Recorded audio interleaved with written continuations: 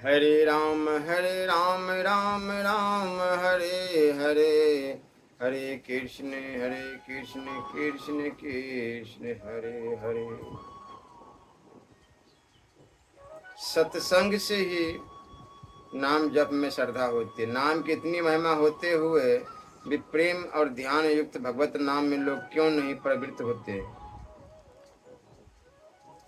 भगवत भजन के असली मम्र को वही मनुष्य जान सकता है जिस पर भगवान की पूर्ण दया होती है। यद्यपि भगवान की दया तो सदा ही सब पर समान भाव से है, परंतु जब तक उसकी अपार दया को मनुष्य पहचान नहीं लेता तब तक उसे उस दया से लाभ नहीं होता। जैसे किसी के घर में गड़ा हुआ धन है, परंतु जब तक वह उसे जानता नहीं तब तक उसे कोई लाभ नहीं होता, परंतु वही जब किसी जानकार पुरुष से जान लेता है और यदि परिश्रम करके उस धन को निकाल लेता है तो उसे लाभ होता है। इसी प्रकार भगवान को दया के प्रभाव को जानने वाले पुरुषों के संग से मनुष्य को भगवान की नित्य दया का पता लगता है।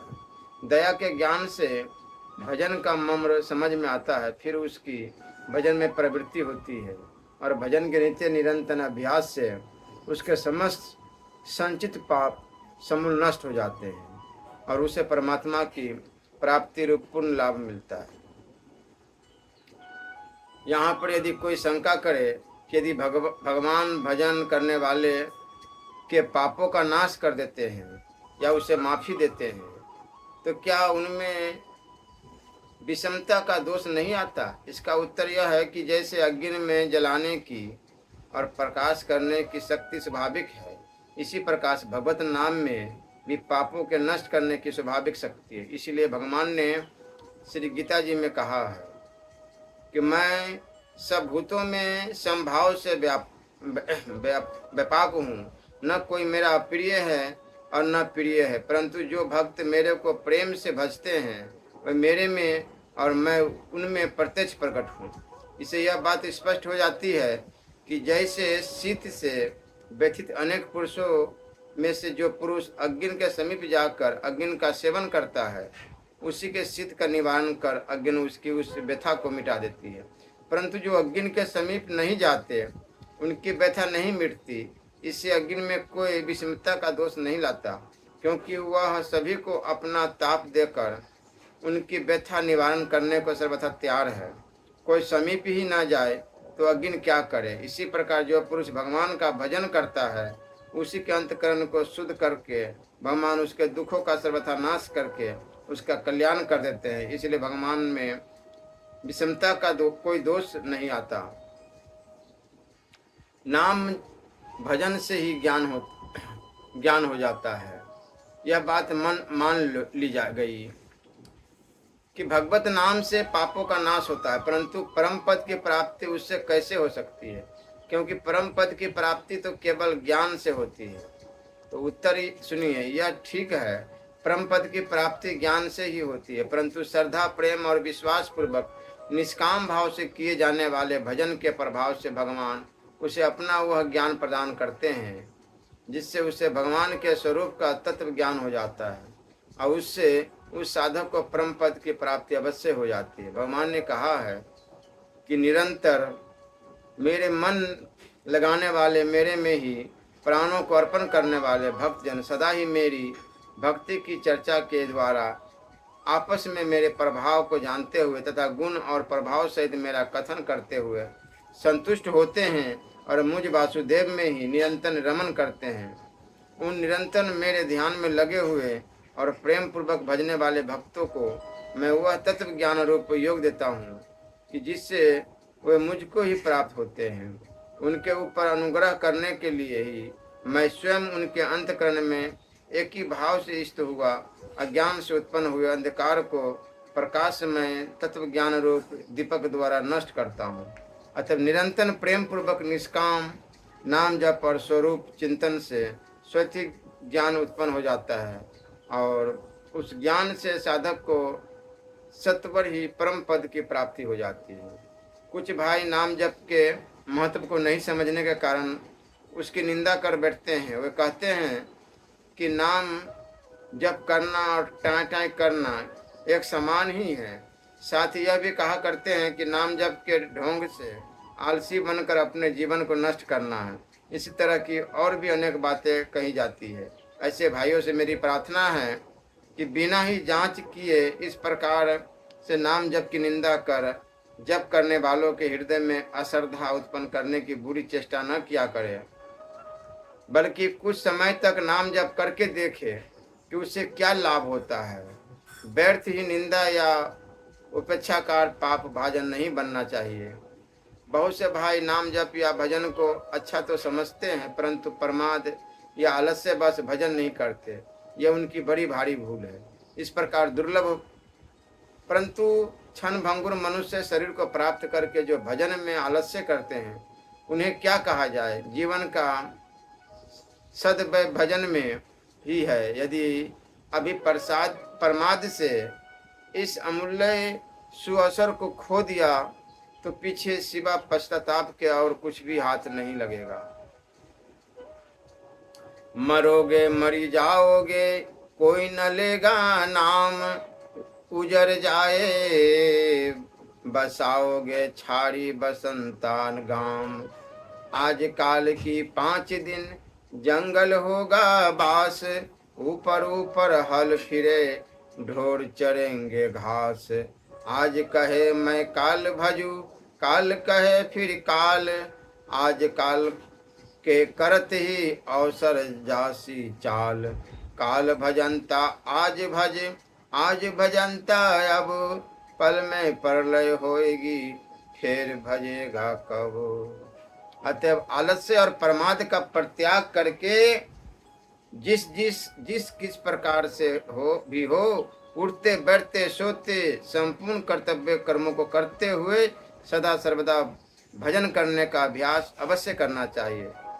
माँ जैसे बच्चों को भुलाने के लिए उनके सामने नाना प्रकार के खिलौने डाल देती है, कुछ खाने के पदार्थ उनके हाथ में दे देती है। जो बच्चे उन पदार्थों में रमकर माँ के लिए रोना छोड़ देते हैं, माँ भी उन्हें छोड़कर अपना दूसरा काम करने लगती। परंतु जो बच्चा किसी भी भुलावे में न भूलकर केवल माँ माँ पुकारा करता है, उसे माँ अवश्य ही अपनी गोद में लेने को बाध्य होती है। ऐसे जिद्दी बच्चे के पास घर के सारे आवश्यक कामों को छोड़कर भी माँ को तुरंत आना और उसे अपने हृदय से लगाकर दुलारना पड़ता है, क्योंकि माता इस बात को जानती है कि यह बच्चा मेरे सिवा और किसी विषय में भी नहीं भूलता है। इसी प्रकार भगवान भी भक्त की परीक्षा के लिए उसके इच्छा अनुसार उसे अनेक प्रकार के विषयों का प्रलोभन देकर भुलाना चाहते हैं। जो उनमें भूल जाता है वह तो इस परीक्षा में अनुत्तीर्ण होता है, परंतु जो भगवान भक्त संसार के समस्त पदार्थों को तुच्छ क्षणिक और नासमान समझकर उन्हें लात मार देता है और प्रेम में मग्न होकर सच्चे मन से उस सच्चिदानंदमय माता से मिलने के लिए व्याकुलता होता है और रोया करता है। ऐसे भक्त के लिए संपूर्ण कामों को छोड़कर भगवान को स्वयं तुरंत ही आना पड़ता है। केशव कुकिए न कुकिए आषाढ़, रात दिवस के कुकते कभी तो सुने पुकार। राम नाम रटते रहो जब लग घट में प्राण, कभू तो दिन दयाल के भनक पड़ेगी कान। इसलिए संसार समस्त विषयों को विष के लड्डू समझते हुए उनसे मन हटाकर श्री परमात्मा के पावन नाम के जप में लग जाना ही परम कर्तव्य है। जो परमात्मा के नाम का जप करता है, दयालु परमात्मा उसे शीघ्र ही भव बंधन से मुक्त कर देते हैं। यदि यह भी कहा जाए कि ईश्वर न्यायकारी है, भजने वाले को ही पापों का नाश करके उसे परम गति प्रदान करते हैं, तो फिर उन्हें दयालु क्यों कहना चाहिए। यह कथन युक्त नहीं है। संसार के बड़े बड़े राजा महाराजा अपने उपासकों को ब्रह्म या धनादि पदार्थ देकर संतुष्ट करते हैं, परंतु भगवान ऐसा नहीं करते। उनका तो यह नियम है कि उनको जो जिस भाव से भजता है उसको वो भी उसी भाव से भजते हैं।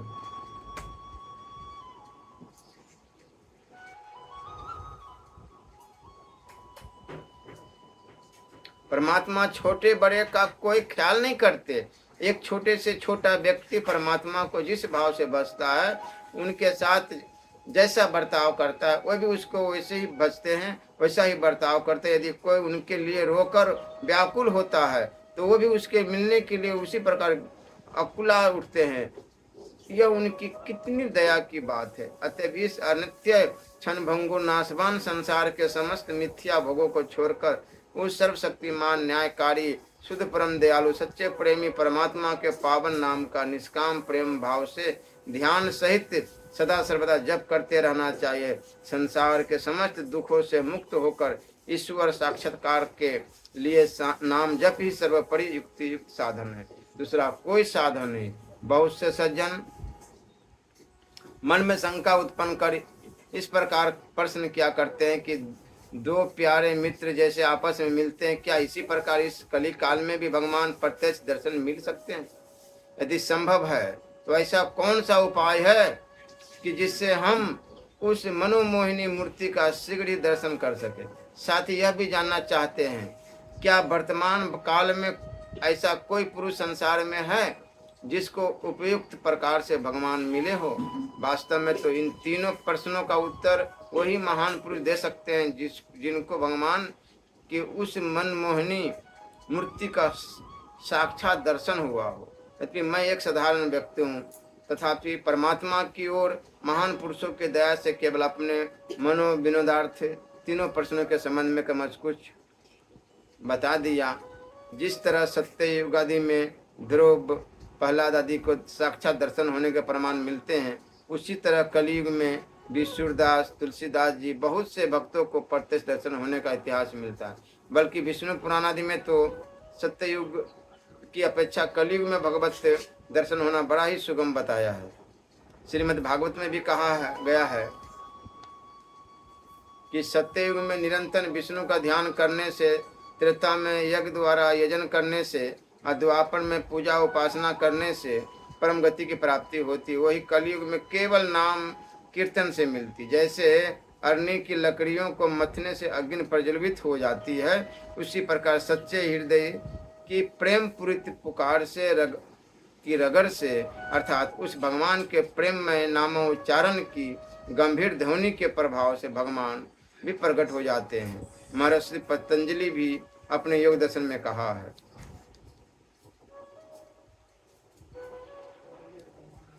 नाम उच्चारण से इष्ट देव परमेश्वर के साक्षात दर्शन होते। जिस तरह सत्य संकल्प वाला योगी जिस वस्तु के लिए संकल्प करता है वही वस्तु प्रत्यक्ष प्रकट हो जाती, उसी तरह शुद्ध अंतकरण वाला भगवान का सच्चा अनन्य प्रेमी भक्त जिस समय भगवान के प्रेम में मग्न होकर भगवान की जिस प्रेममय मूर्ति के दर्शन करने की इच्छा करता है, उस रूप में ही भगवान तत्काल प्रकट हो जाते हैं। गीता 11वां श्लोक और 54 अध्याय 11 श्लोक 54 में भगवान ने कहा है कि हे श्रेष्ठ तप वाले अर्जुन, अनन्य भक्ति करके तो इस प्रकार चतुर्भुज रूप वाला मैं प्रत्यक्ष देखने के लिए और तत्व से जानने के लिए तथा प्रवेश करने के लिए अर्थात एक ही भाव से प्राप्त होने के लिए भी शक्य हूँ। एक प्रेमी मनुष्य को यदि अपने दूसरे प्रेमी से मिलने की उत्कट इच्छा हो जाती है और यह खबर यदि दूसरे प्रेमी को मालूम हो जाती है तो वह स्वयं बिना मिले नहीं रह सकता।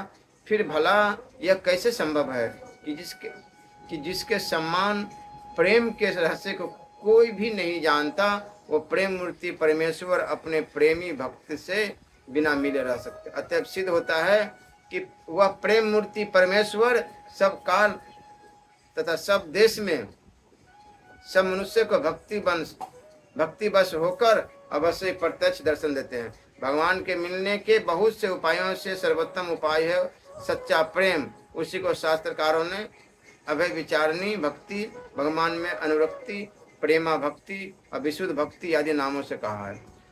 जब सत्संग, भजन, चिंतन, निर्मलता, वैराग्य, उपरति, उत्कट इच्छा और परमेश्वर विषयक व्याकुलता कर्म से होती है, तब भगवान में सच्चा विशुद्ध प्रेम होता है। शोक तो इस बात का है कि बहुत से भाइयों को तो भगवान के अस्तित्व में ही विश्वास नहीं है। कितने भाइयों को यदि विश्वास है है भी तो वे क्षण भंगुर नाशवान विषयों के मिथ्या सुख में लिप्त रहने के कारण उस प्राण प्यारे के मिलने के प्रभाव को और महत्व को ही नहीं जानते। यदि कोई कुछ सुनाकर तथा कुछ विश्वास करके उसके प्रभाव को कुछ जान भी लेते हैं तो अल्प चेष्टा से ही संतुष्ट होकर बैठ जाते हैं या थोड़े से साधनों में ही निराश से हो जाया करते हैं। द्रव्य उपार्जन के बराबर भी परिश्रम नहीं करते। बहुत से भाई कहा करते हैं कि हमने बहुत चेष्टा की परंतु प्राण प्यारे परमेश्वर का दर्शन नहीं हुए। उनसे यदि पूछा जाए कि क्या तुमने फांसी के मामले से छूटने की तरह भी कभी संसार की जन्म मरण रूपी फांसी से छूटने की चेष्टा की, घृणास्पद निंदनीय स्त्री के प्रेम में वशीभूत होकर उसके मिलने की चेष्टा के समान भी कभी भगवान से मिलने की चेष्टा की? यदि नहीं तो फिर यह कहना है कि भगवान नहीं मिलते सर्वथा व्यर्थ है।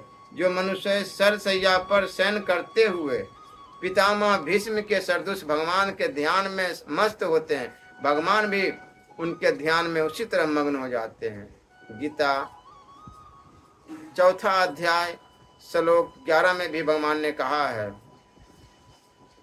कि हे अर्जुन, जो मुझको जैसे भजते हैं मैं भी उनको वैसे ही भजता हूँ। भगवान के निरंतर नामोच्चार के प्रभाव से जब क्षण क्षण में रोमांच होने लगते हैं तब उसके संपूर्ण पापों का नाश होकर उसको भगवान के सिवा और कोई वस्तु अच्छी नहीं लगती। विरह वेदना से अत्यंत व्याकुल होने के कारण नेत्रों से अश्रुधारा बहने लग जाती है तथा जब वह त्रिलोक्य के ऐश्वर्य को लात मारकर गोपियों की तरह पागल हुआ विचरता है और जल से बाहर निकाली हुई मछली के समान भगवान के लिए तड़पने लगता है, उसी समय आनंद कंद प्यारे श्याम सुंदर की मोहिनी मूर्ति का दर्शन होता है। यही है उस भगवान से मिलने का सच्चा उपाय।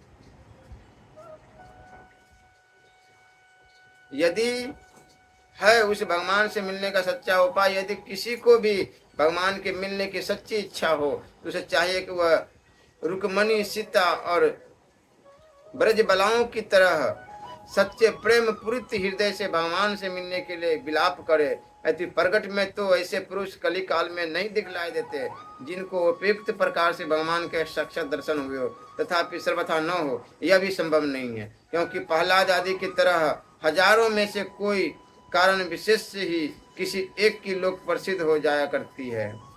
नहीं तो ऐसे लोग इस बात को विख्यात करने के लिए अपना कोई प्रयोजन ही नहीं समझते। यदि यह कहा जाए कि संसार हित के लिए सबको यह जानना उचित है तो ठीक है, परंतु ऐसे श्रद्धालु श्रोता भी मिलने कठिन है तथा बिना पात्र के विश्वास होना भी कठिन है। यदि बिना पात्र के कहना आरंभ कर दिया जाए तो उसका कुछ भी मूल्य नहीं रहता और न कोई विश्वास ही करता। अतः हमें विश्वास करना चाहिए कि ऐसे पुरुष संसार में अवश्य हैं जिनको उपयुक्त प्रकार से दर्शन हुए हैं, परंतु उनके न मिलने में हमारी अश्रद्धा ही हेतु है और न विश्वास करने की अपेक्षा विश्वास करना ही सबके लिए लाभदायक है, क्योंकि भगवान से सच्चा प्रेम होने में तथा दो मित्रों की तरह भगवान की मनोमोहिनी मूर्ति के प्रत्यक्ष दर्शन मिलने में विश्वास ही मूल कारण है। इसलिए हर समय पहले नाम जप करो, फिर देखो प्रत्यक्ष में क्या होता है। नाम जप से ही सारे कुछ प्राप्त हो जाएंगे।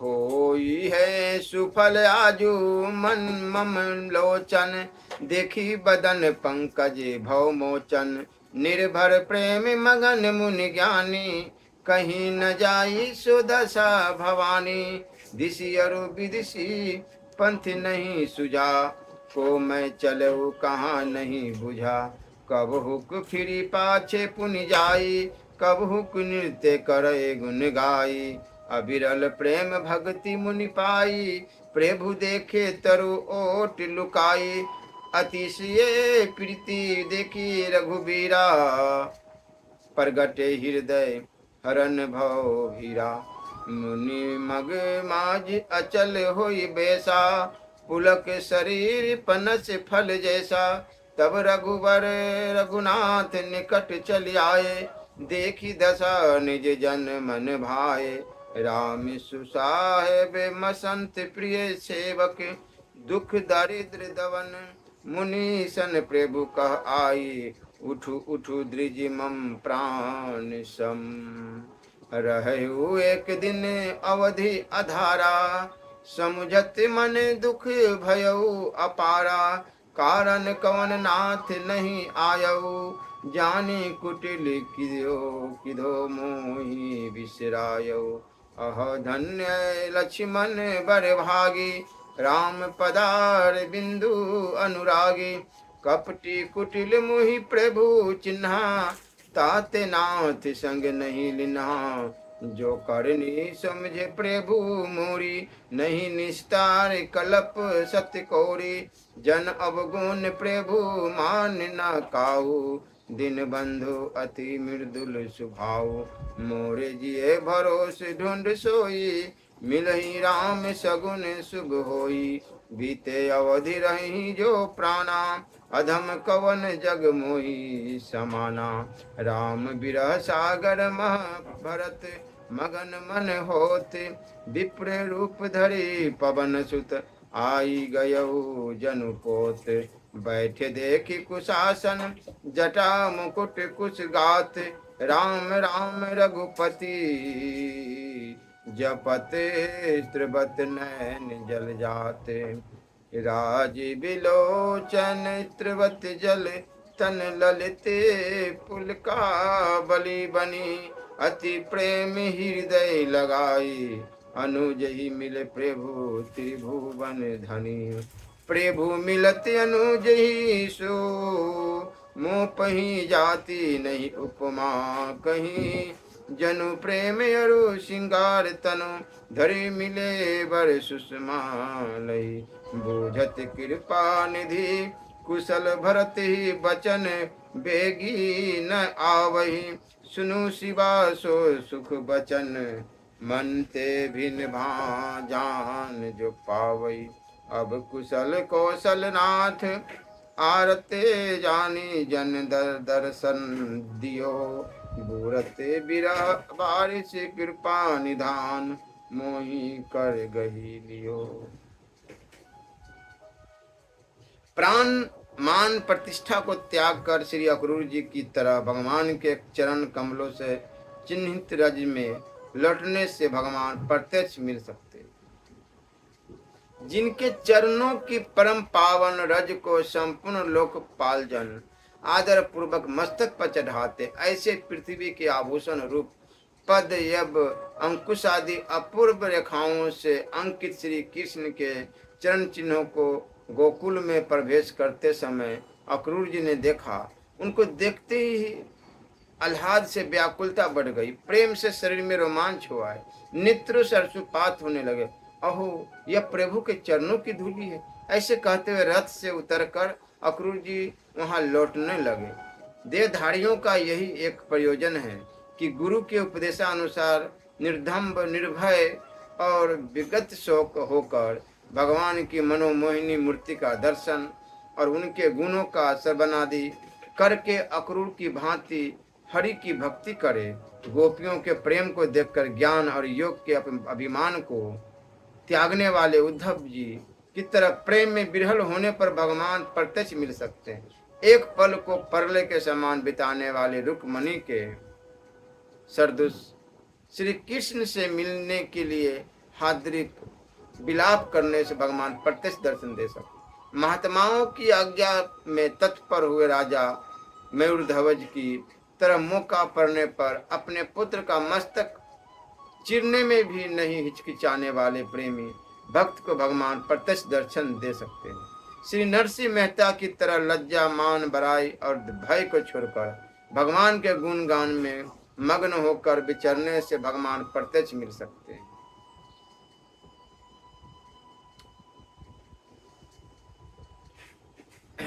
भक्त प्रहलाद की तरह नवदा भक्ति की सच्ची परीक्षा देने से भगवान प्रत्यक्ष दर्शन दे सकते हैं। भगवान केवल दर्शन ही नहीं देते, बरह द्रौपदी, गजेंद्र, सबरी, विदुरानी जी प्रेम पूर्वक अर्पण की हुई वस्तुओं को वे स्वयं प्रकट होकर खा सकते।